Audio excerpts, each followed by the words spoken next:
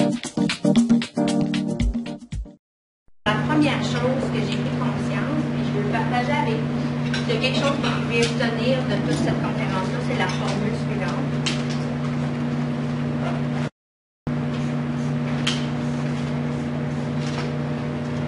Alors, c'est simple.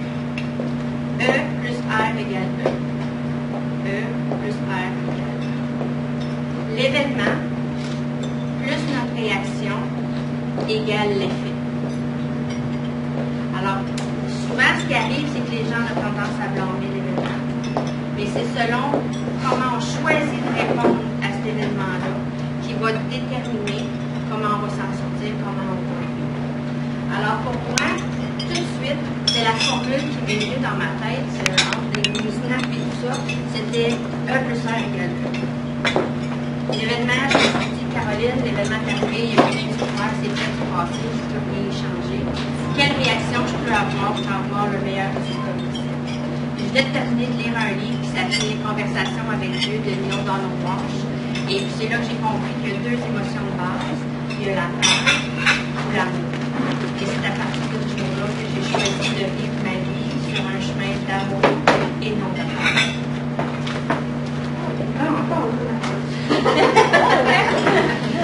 La deuxième réaction que j'ai eue, alors ça, c'est de prendre responsabilité de ma vie.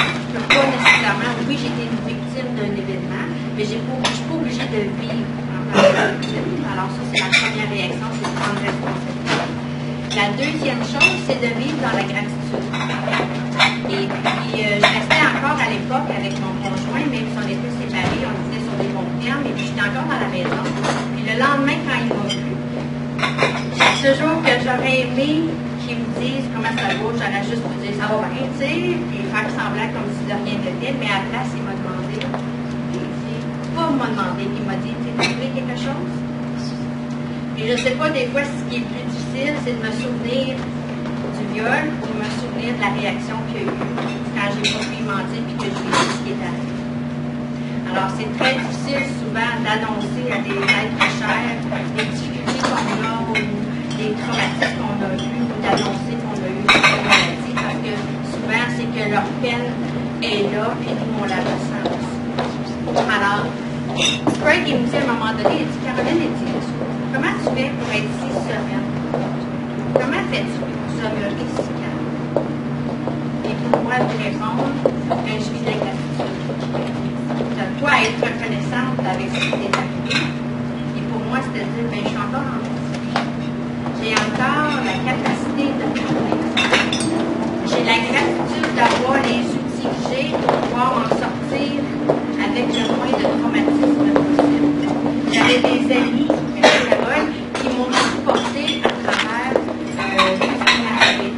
J'avais des amis à travers le monde suite à ma formation en éducation.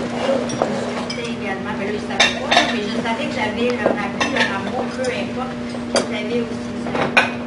Alors pour moi, c'était ça, j'aurais pu me retrouver morte, j'aurais pu être tuée, même si ça a été un viol, ça n'a pas été un viol nécessairement dans la brutalité ou dans l'effet négatif de la violence, etc. Alors, malgré ma malchance, j'avais beaucoup de chance à travers tout ça. Alors, de choisir de vivre, prendre sa responsabilité, de vivre dans la gratitude, alors que c'était mon but. Alors, ce qui est arrivé, c'est qu'après ça, j'ai fait, Caroline, t'es une femme assez forte, retrouve-toi les manches, tu prends tes responsabilités, c'est beau de choisir de vivre sur un chemin d'amour au lieu de la peur, et là, remets-toi à travailler, fais comme si de rien n'était. Alors, je me suis mis à travailler, à commencer tout ça, j'avais mis ça de côté. Et c'est cette semaine, après mon événement, que je me suis retrouvée en formation avec Jack Canfield dans la Californie. Et ça, c'était pas ma première. Alors, je suis assise. Et Jack commence cette journée-là avec voici comment les gens vivent leurs émotions quand quelque chose de difficile leur arrive. Mais moi, je suis comme il me parle direct à moi, là, tu sais. Puis là, il prend une chaise, puis là, il démontre que les gens, quand il leur arrive un événement difficile, ce qui arrive, souvent, ils choisissent de tasser leurs émotions. Fait qu'il prend la chaise, puis il agoroche en bas du stage. Fait qu'il dit, ils choisissent d'ignorer les émotions. Ou, ce qu'ils font aussi, les franchises qui arrivent à l'envers, il y a toujours des étiquettes, puis où ils vont commencer à analyser leurs émotions. Mais une chose que les gens ne font pas, ou très peu, c'est de vivre les émotions. Fait que souvent, on les tasse, on les met de côté, on fait semblant, on est dans le déni, on fait semblant comme s'ils ne sont pas là, ou on les analyse avec le rationnel, mais on les vit pas. Alors, je ne sais pas si vous savez, mais là, moi, la champlure des émotions a ouvert à grand flot, c'était la rivière au complet. La fille à côté de moi n'a jamais su ce qui est arrivé. Je me suis mis à pleurer comme un veau et tout ça. Et puis, heureusement, j'ai été dans un endroit pendant 7 jours où j'ai été baignée avec des gens. J'ai toujours des assistants qui sont là. Jack m'a aidé. J'ai eu des spécialistes et tout ça. Alors, j'ai pu vraiment vivre les émotions à fond. Mais dans ma tête, c'était la route, tu vis des émotions, puis après ça, tu retournes au Canada, puis on passe à d'autres choses. Mais là, toute la semaine, j'ai eu des messages. J'ai commencé à faire des méditations, j'avais des mots qui me venaient en chose. Les gens, quand ils me rencontraient, parce que là, j'en ai parlé ouvertement, les gens commençaient à dire, Caroline, tu vas en parler.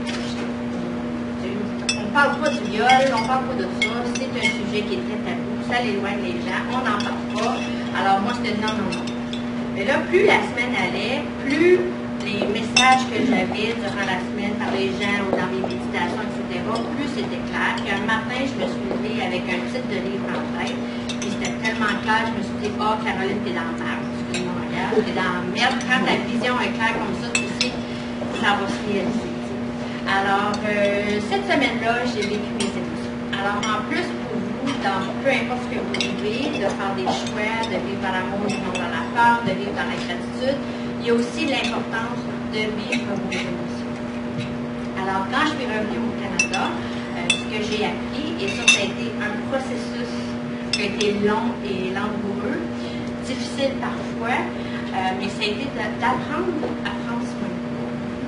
C'est de découvrir que derrière chaque événement qui nous arrive, que ce soit positif ou négatif, il y a toujours un cadeau qui se cache derrière ça. Alors, pour moi, derrière le cadeau de ma séparation, du viol, parce que tout s'est fait en même temps, ça a été de faire un retour à la source. De faire un retour à qui je suis. Je suis qui, moi, Caroline? Comment fais-tu pour prendre soin de toi? Et c'est à ce moment-là que j'ai commencé à aller dans la nature, à commencer à faire la raquette, d'apprendre à méditer vraiment là, de façon continue et à tous les jours, quotidiennement, d'apprendre des techniques de respiration. J'ai commencé à développer des crises d'anxiété durant cette année-là. Alors, j'ai eu recours à des techniques de respiration qui m'ont permis de vraiment passer d'un niveau 15, sur un niveau d'1 à 10, sur une crise d'anxiété, où des fois j'étais à un 15, de me réduire à un niveau 2 en plus de 2 minutes, juste avec des outils comme la respiration. Et j'ai eu recours à aucun médicament, etc. J'ai appris à demander de l'aide, d'aller vers les gens pour être appuyée. J'ai appris aussi à faire plus d'exercices. Alors vraiment, toutes les facettes de prendre soin de soi. Parce que souvent, on a tendance à s'oublier et tout ça. Et moi, je l'avais fait pendant l'époque où j'avais 41-42. Alors, pour moi, c'était toujours m'occuper des autres. Alors, mais c'est qui Caroline? Là, j'avais été 17 ans avec mon mari. Alors, c'était moi, Caroline, ma fait partie du couple et non comme identité individuelle. Alors, de vraiment prendre ce recul-là pour dire qu'est-ce que moi j'aime faire? Avec qui j'ai voulu me retrouver? C'est quoi la qualité de musique que je veux avoir dans mes oreilles quand j'écoute tous les jours? Parce que, à un moment donné, quand tu regardes en arrière pour en tirer des leçons, tu sais, je me souviens toujours, j'avais pas clairement des intentions quand je suis sortie ce soir-là. Et puis, c'est une chose que souvent je faisais avec le coaching et tout ça, quand j'allais me trouver une autre affaire, mes intentions, c'était bon, ben ok, parfait, je vais m'assurer de parler à 3 personnes de qualité par rapport que je fais mon réseautage. Alors, on se mettait des intentions claires, nettes et précises quand on fait au niveau professionnel, mais souvent au niveau personnel, on oublie de se mettre des intentions, des objectifs qui vont nous aider. Alors maintenant, à chaque fois que je sors, à chaque fois que je vais en quelque part, je décide comment je veux que ma soirée, ma journée se termine. Alors déjà, je commence à faire un petit vidéo dans ma tête de comment j'aimerais que ça se produise et tout ça. Alors, il y a plein de choix comme ça qu'on